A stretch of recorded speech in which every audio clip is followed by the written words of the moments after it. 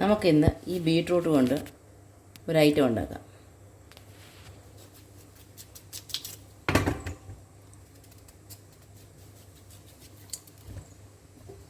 നമുക്കിതുകൊണ്ട് ഇന്നൊരു പച്ചടി വയ്ക്കാം. ബീട്രൂട്ട് നല്ലപോലെ ഒന്ന് ചെറുതായിട്ട് കൊത്തി അരിയാം.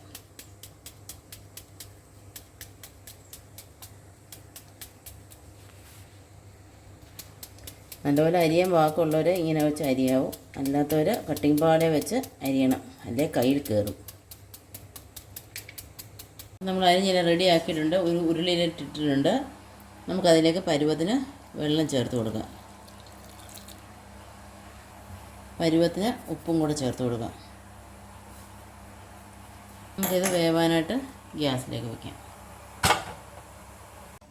അപ്പോൾ നമ്മുടെ ബീട്രൂട്ട് നല്ല രീതിയിൽ വെന്തിട്ടുണ്ട്. അപ്പോൾ നമ്മൾ ആ പച്ചടിക്ക് വേണ്ടി തേങ്ങ, ചുമന്നുള്ളി, ജീരകം ഇത്രയും കൂടെ നല്ല രീതിയിൽ അരച്ച് എടുത്തിട്ടുണ്ട്. നല്ല കുഴമ്പ് രൂപത്തിലാക്കി എടുത്തിട്ടുണ്ട്. നമുക്കത് വെന്ത ഈ ബീട്രൂട്ടിലേക്ക് ഇട്ട് കൊടുക്കാം. നമുക്കത് ബീട്രൂട്ടിലേക്ക് നല്ലവണ്ണം കൂട്ടി യോജിപ്പിക്കാം. അരപ്പ് ഒന്ന് തിളയ്ക്കുകയോ ചെയ്യാവൂ, ഒത്തിരി കിടന്ന് തിളച്ച് വേവരുത്. ഇതിൻ്റെ ആ പച്ച മണം മാറുന്ന വരെ മാത്രം. ഇതിനോടകം ഉപ്പ് പരുവാണോ എന്നുള്ളതുകൂടെ നോക്കണം.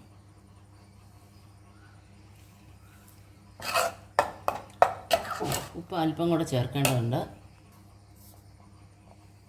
അല്പം ഉപ്പ് ചേർക്കാം.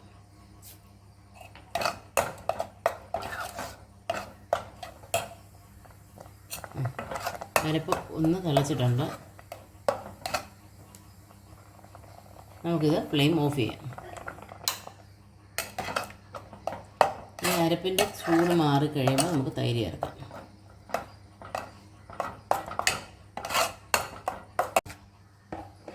നമ്മുടെ അരപ്പെല്ലാം തണുത്തിട്ടുണ്ട്. നമുക്കിതിനകത്ത് തൈര് ചേർക്കാം.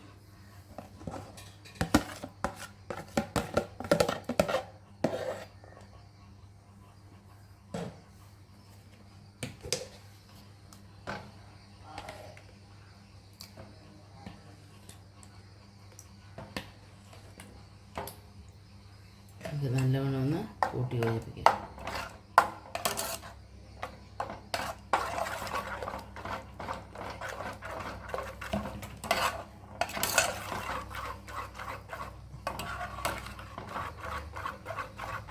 ഇനി ഇതിൻ്റെ ഉപ്പൊക്കെ ഒന്ന് നോക്കാം. തൈര് ചേർക്കുമ്പോൾ ഇച്ചിരി ഉപ്പൂടെ വേണ്ടി വരും.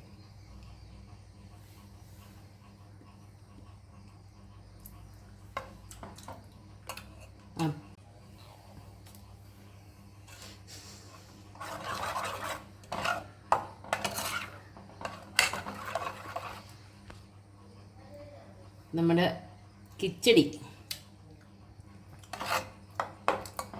തയ്യാറായിട്ടുണ്ട്. ഇനി നമുക്ക് ഇതിനകത്ത് കടുക് വറുത്തിടാം. നമ്മുടെ കിച്ചടിക്ക് ഉള്ള കടുക് നമുക്ക് വറുത്തിടേണ്ട അതിടാം. അതിനോടൊപ്പം തന്നെ അല്പം കടുക് നമ്മൾ ഒരു മിക്സിയിലിട്ട് ഉണക്കിയിട്ട് പൊടിക്കണം. ഇതുപോലെ ഒന്ന് പൊട്ടിയാൽ മതി. പൊട്ടിയതിന് ശേഷം അല്പം പച്ചക്കടുക് ഇടുന്നത് നല്ലതാണ്.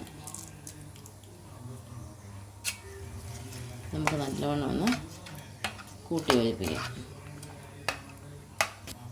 ഇപ്പം ഓണത്തിനൊക്കെ സദ്യയ്ക്കും എല്ലാം കഴിക്കുന്ന അടിപൊളി കിച്ചടി, ബീട്രൂട്ട് കിച്ചടി റെഡി ആയിട്ടുണ്ട്. എല്ലാവരും ഒന്ന് ട്രൈ ചെയ്ത് നോക്കുക. വീണ്ടും നല്ലൊരു വീഡിയോയുമായിട്ട് വരുന്നവരേക്കും നന്ദി, നമസ്കാരം.